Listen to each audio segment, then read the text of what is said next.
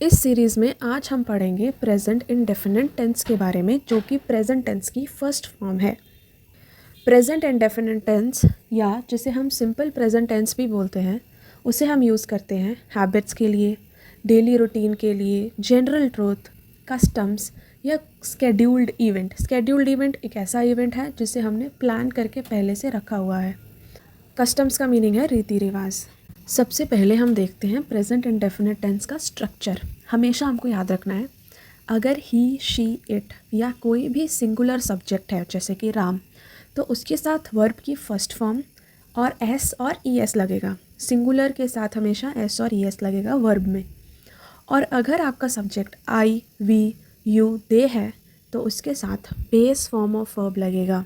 कोई भी negative sentence बनाना है तो हमें डज नॉट या डू नॉट यूज़ करना है, और डू और डज से हम क्वेश्चंस पूछेंगे। Do you go for walk, ऐसे। अब हम देखते हैं examples of present indefinite tense, so that आप लोगों को ये ज़्यादा समझ में आए। सबसे पहले हम देखेंगे कि इसे हम हैबिचुअल एक्शंस में कैसे यूज़ करते हैं। जैसे मैंने बताया था कि प्रेजेंट टेंस को हम हैबिट्स के लिए भी यूज़ करते हैं, जैसे कि the old lady goes for a walk in the morning. वृद्धा सुबह टहलने जाती है।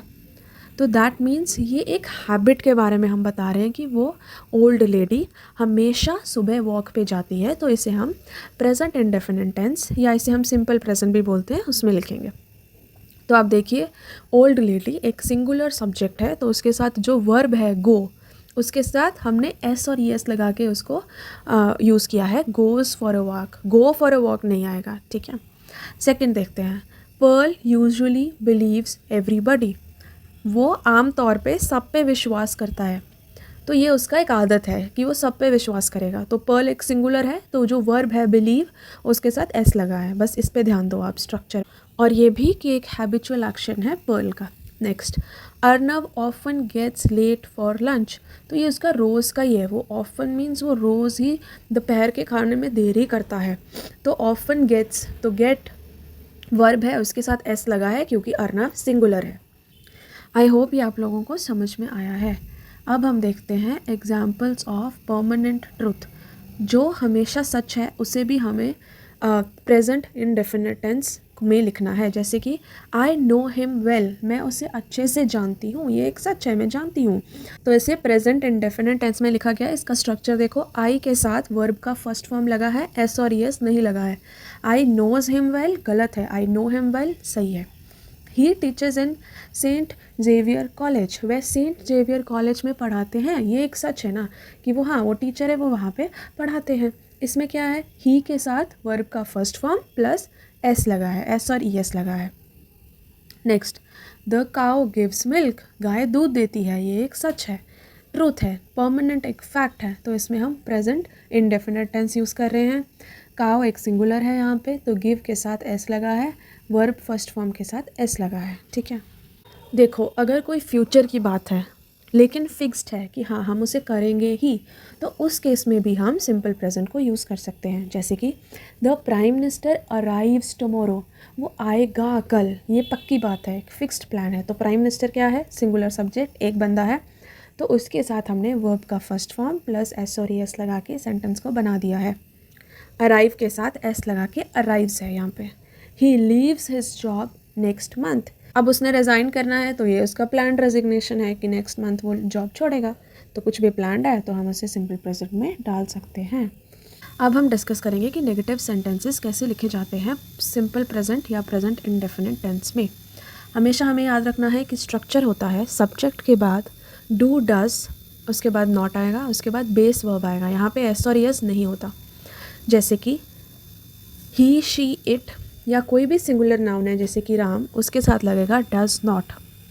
आई, यू, दे, वी प्लूरल के साथ लगेगा डू नॉट। कुछ एग्जाम्पल्स देखते हैं। I do not play, I के साथ do, verb first form as it is. He does not eat, he के साथ आएगा does and verb first form as it is. Next हम देखेंगे कि इसे क्वेश्चन फॉर्मेट में कैसे लिखते हैं। हमेशा याद रखना है, डू डज आगे आएगा, सब्जेक्ट से पहले आएगा। सो स्ट्रक्चर होगा do does plus subject plus verb first form. और हमेशा याद रखना है, आई, यू, वी, दे के साथ डू लगता है, वर्ब की फर्स्ट फॉर्म ही आएगी, एस और एस, इसमें भी यूज़ नहीं होता। नेक्स्ट, डज़ के साथ आएगा ही, शी, इट या कोई भी सिंगुलर सब्जेक्ट और उसके साथ आएगा वर्ब। जैसे कि do you study daily, you के साथ डू आएगा।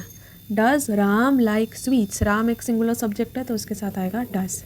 अब आपके सामने है एक प्रैक्टिस एक्सरसाइज, आप पॉज करना वीडियो को और इसे सॉल्व करने की कोशिश करना। नेक्स्ट स्लाइड में मैं आंसर्स बता दूंगी। तो आंसर्स है buses run every hour, singular subject है तो वर्ब फर्स्ट फॉर्म आएगा। Next, does his son go to the school, verb तो फर्स्ट फॉर्म ही आएगा लेकिन हिज के साथ, ही के साथ डज आता है। Next, does he like egg curry, does आएगा क्योंकि ही है। ही does not practice in the gym, he does not have dinner eight 8। Clear everything? I hope you like the video. इसमें हमने इन डिटेल सब कवर किया है, जिनको नहीं आता उनके लिए भी, जिनको आता है पहले से उनके लिए भी। Thanks for watching. Subscribe to channel for more such content.